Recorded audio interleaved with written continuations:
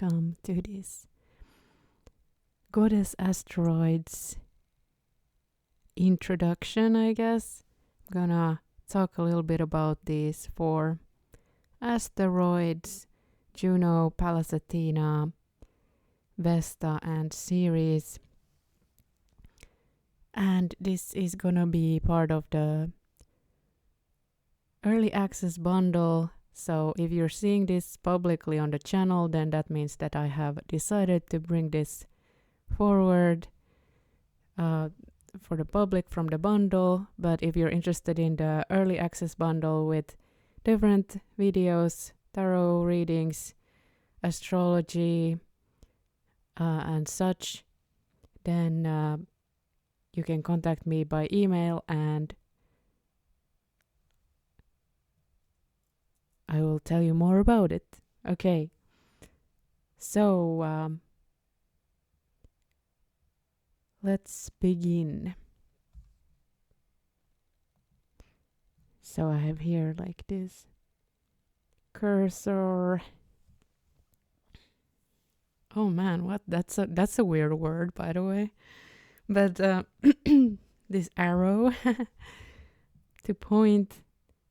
We have here first to the left we have Juno. So Juno was the original queen of the area that was then taken over by the Romans. And she was a queen in her own right, you know? And she was connected with the prosperity of the land, you know, with vegetation, with the wild plant life and wildlife, the animals, all that. Basically of the natural biodiversity, the variety, and the abundance of nature. And they had to assimilate her as like a partner to Jupiter, because otherwise they wouldn't have been able to assimilate with the peoples that were already there. So they had to do that sort of thing. And so they kind of like assimilated the different mythologies with the Greeks a lot. And Athena is another one that was from the Greeks, and in the Roman tradition was very similar to what then was called Minerva, and represented, you know, wisdom, the craftspeople, but also like a counselor of war and peace. And still about Juno, like she was like also about like relations, the relationship with the environment, with, you know, like the prosperity of the land, and the relationships between people and between peoples, different tribes. It's what she also represented, and that sort of like a partnership between. But that part of about like the relationship with nature and the environment, that has kind of been forgotten. Importance of that, and how that was really like the foundation for the prosperity of the land. And with regards to Athena, in some of the mythology, she was born just out of like Zeus's head, or like, yeah, which was like, there's other versions though. It's like, that doesn't make any sense. Where her mother was Metis, this Egyptian goddess. And I guess that wanted the Romans wanted that to be like denied, or somehow like they wanted to keep some sort of a division between the African traditions and tribes and their own, I guess. But at the same time, it's kind of like denying Athena her roots, and also like she was required to be a virgin, and in like the original meaning of the word virgin used to be like a sovereign woman, really, like a woman that could take care of her own household in a way. And then they started to distort the meaning of that word, and that's like into meaning something like someone who wasn't like sexually touched, or like who wasn't experienced in that way, was withholding from that. And yeah, so we have to keep in mind, like when we look at mythology, that there are like many cooks that are stirring this pot. There are different values and different people that are, or I guess even different kind of spirits, or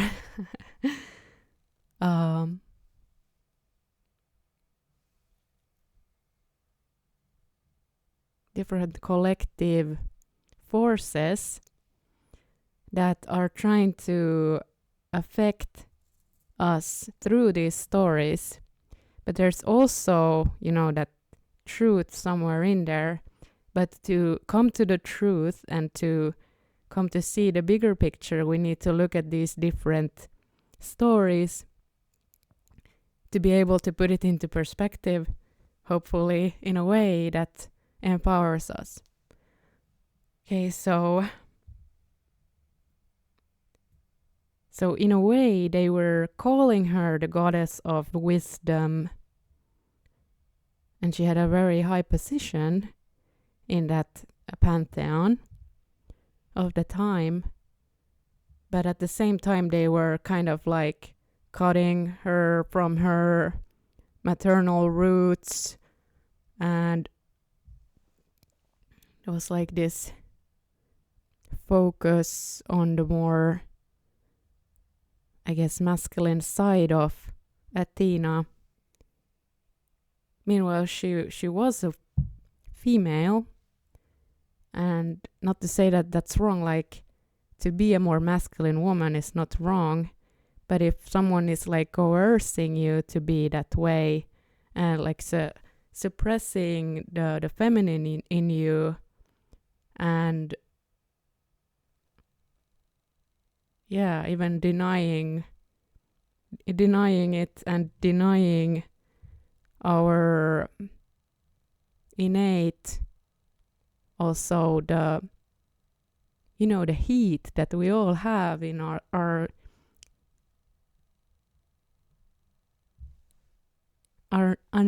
animal bodies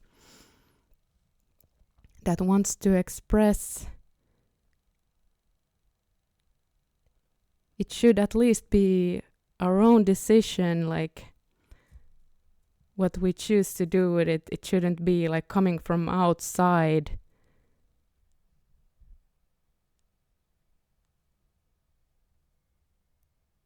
How to deal with that. So yeah, I feel like Athena is kind of like she was very revered in a sense, or she seems to be like very highly placed, but at the same time she seems to have been controlled and suppressed. So it was kind of like a distorted wisdom goddess of the time. So how much of that is still like alive today. Difficult to say. We have here Ceres. She's linked with Demeter. And that story has to do with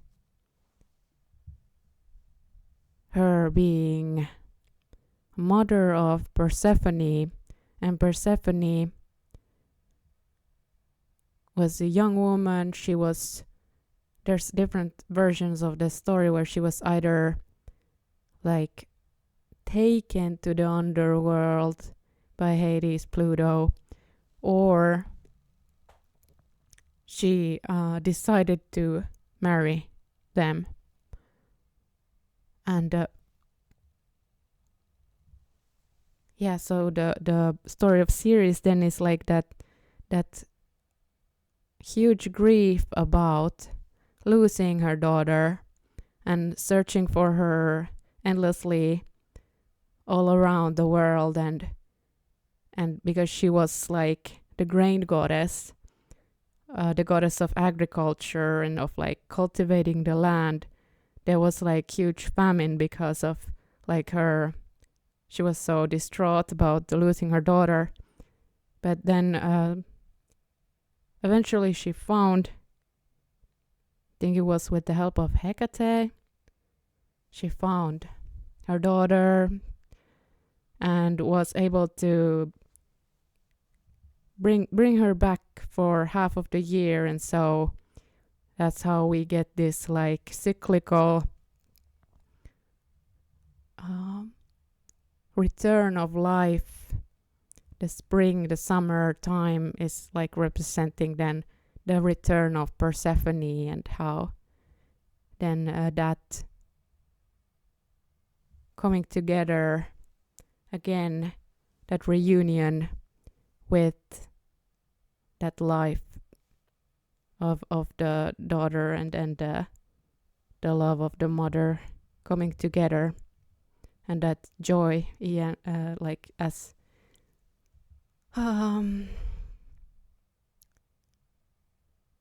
counterbalancing that grief that also is part of the relationship.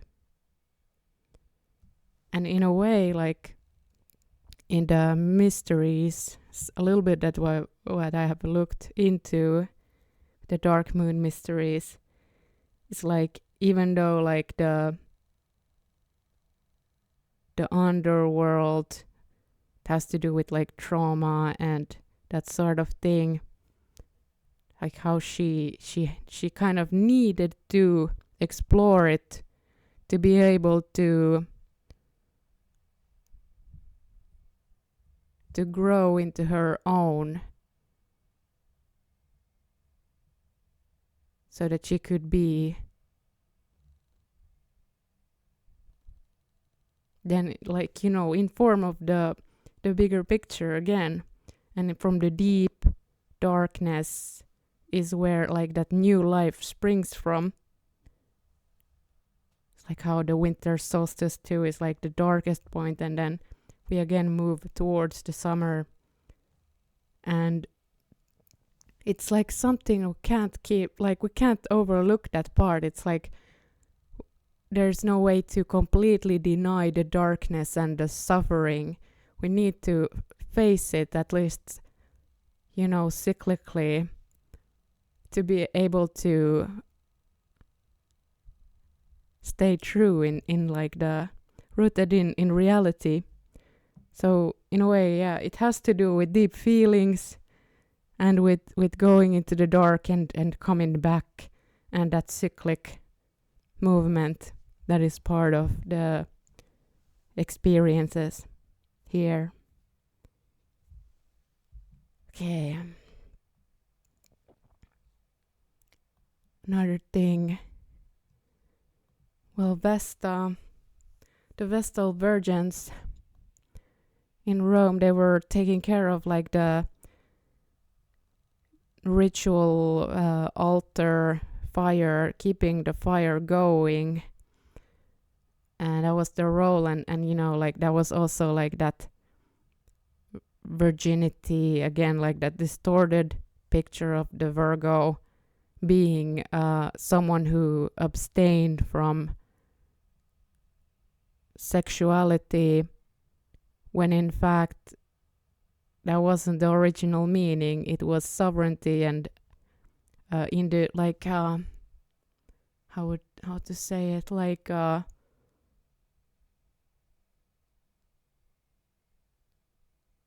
self-sustaining, independent woman, a virgin. But yeah, they distorted that word and that meaning. So yeah, these women were then taking care of that altar flame, but we can, reclaim the altar flame within, that is like that sacred fire, and how we can like reclaim that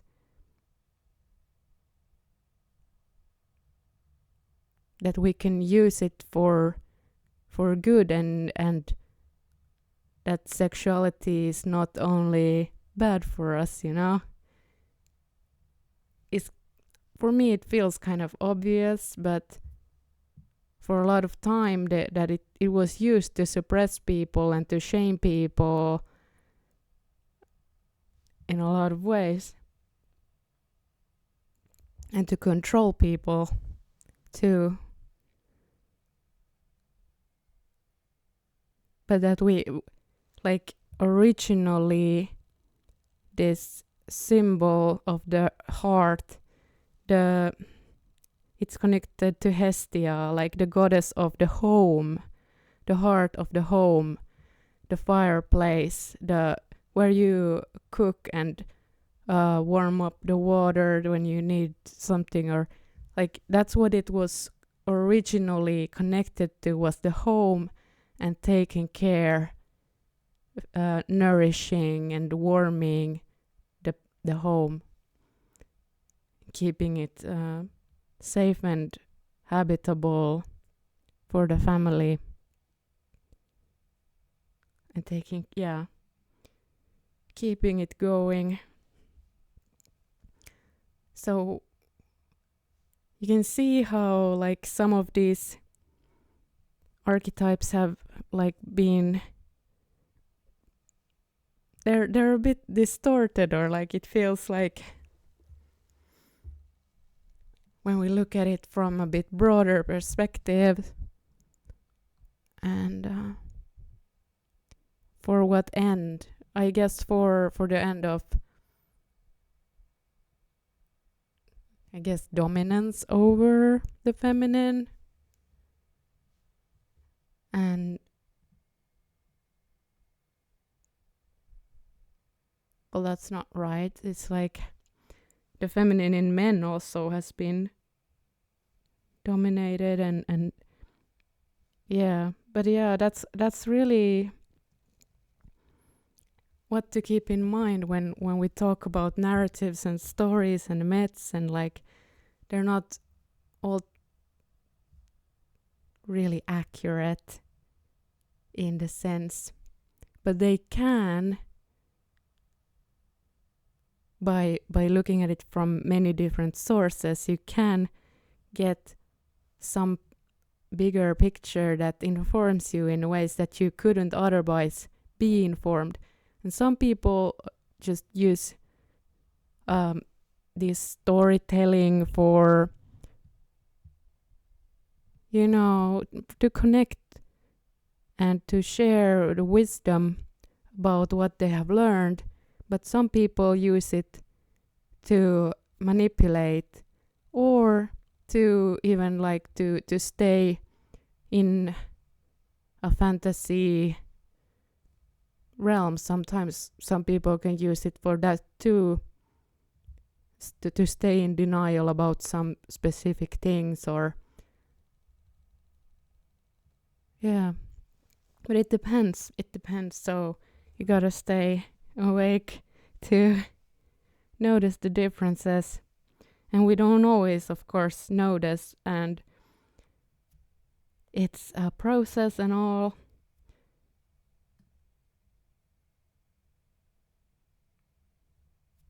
Yeah. But still, about Pallas Athena, about the palace part, there's a few different stories about it. And one was like that she was training with her friend Pallas, and someone was distracting Pallas, and then Athena didn't mean to, but she then like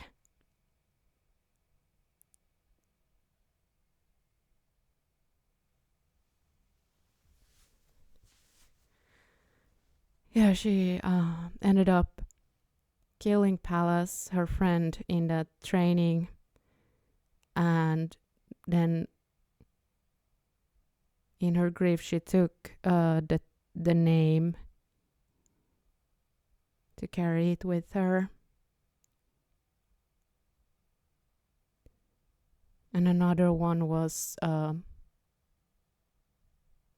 like that it was some giant that she slayed that was called Pallas, and she then took the skin to wear of that giant.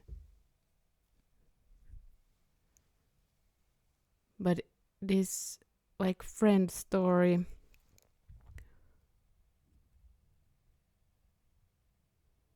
like maybe then Pallas in a way represented what she had to also kind of kill within herself.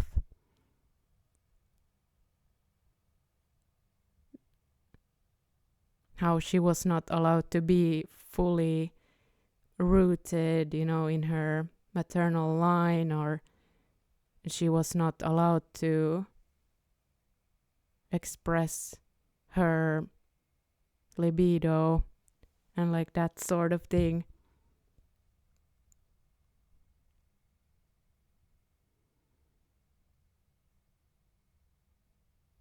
So maybe Pallas in a way as a figure then represented that process of kind of like she was forced to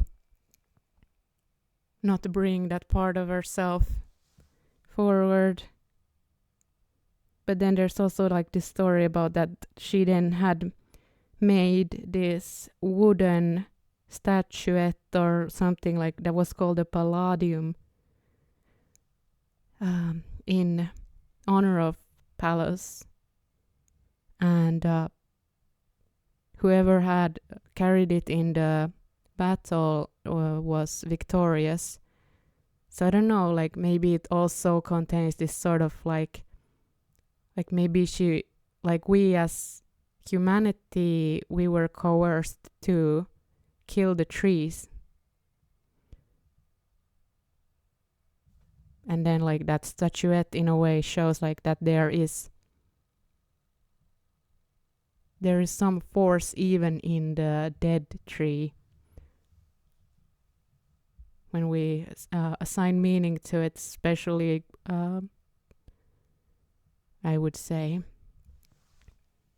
But yeah, like that Athena, she's like the city was cursed to kill off the trees.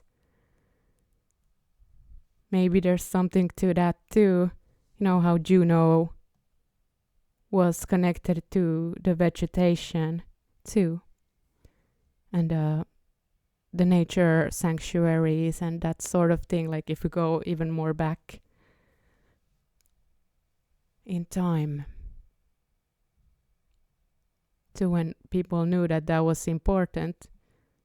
So then this connectivity that is shown here, like in Juno's symbol, and in a way like that kind of like fractal nature of nature and being connected to it all. This also looks kind of like a tree But then we have here Pallas is like such a square. It's like not very feminine shape, and how she as a woman was set into this very rigid frame. And yeah, it seems like a really unfortunate story.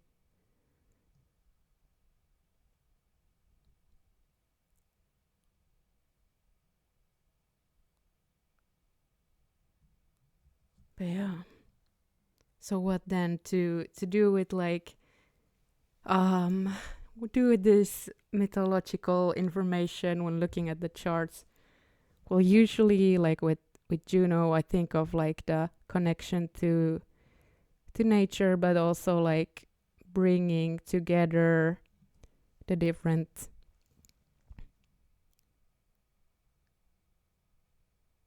I don't know. It's about connectivity for me. That's what it's about. And if it's with some challenging aspects or placements conjunct or such, then yeah, challenges with that. And with Pallas, I guess sometimes it's about career and that sort of thing.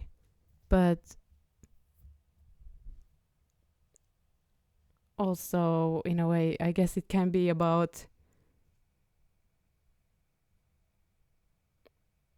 in a way, what has been distorted or suppressed in a way because of what happened to her. But it doesn't need to stay that way. And with Vesta too, like reclaiming that spiritual connection and side to us, and with Ceres to integrate the emotions and the mysteries of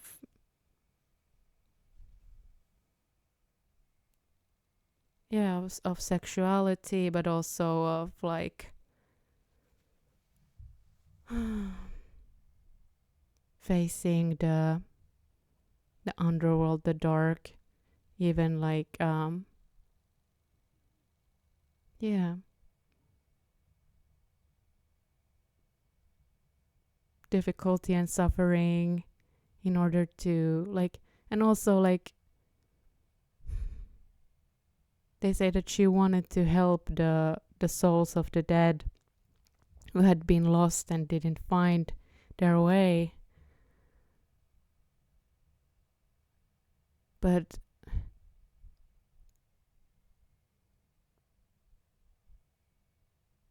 aren't we kind of all those?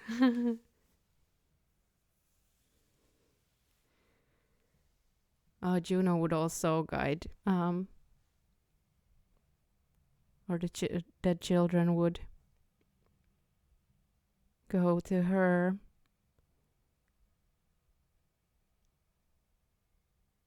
So I guess it's in a way it's like integrating also our mortality, or like yeah,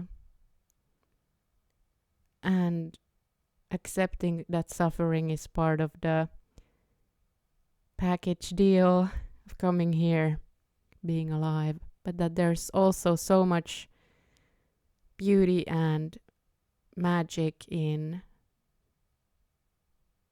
existence and the nature. And I guess in a way like reminding us not to get too lost in the city, get too boxed in, and like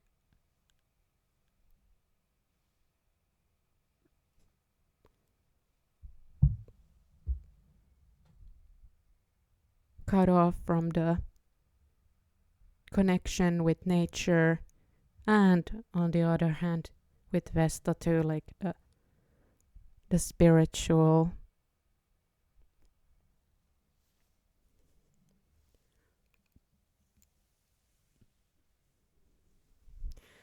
Yeah.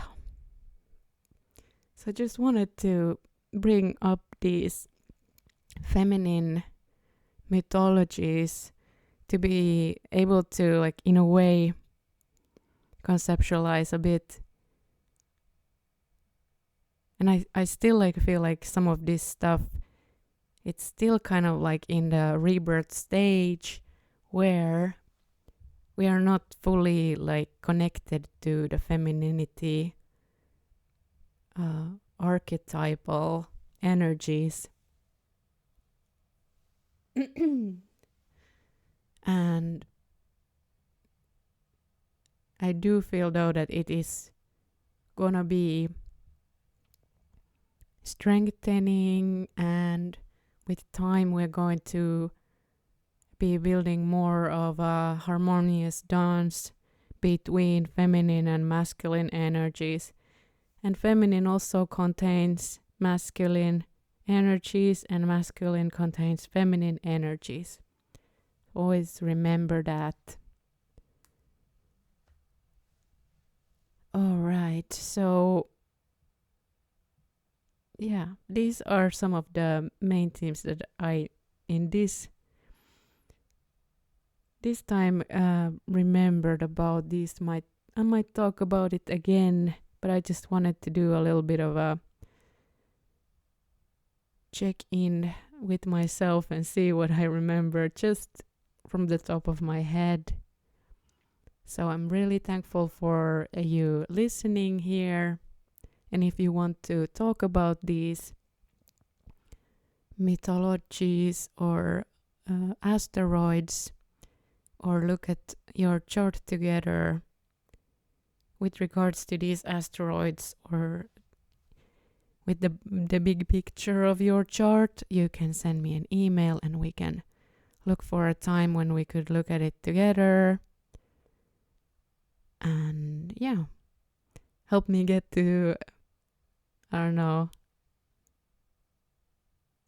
well, first to 10 subscribers and then to 100. Yeah, with time. So have a good week and see ya.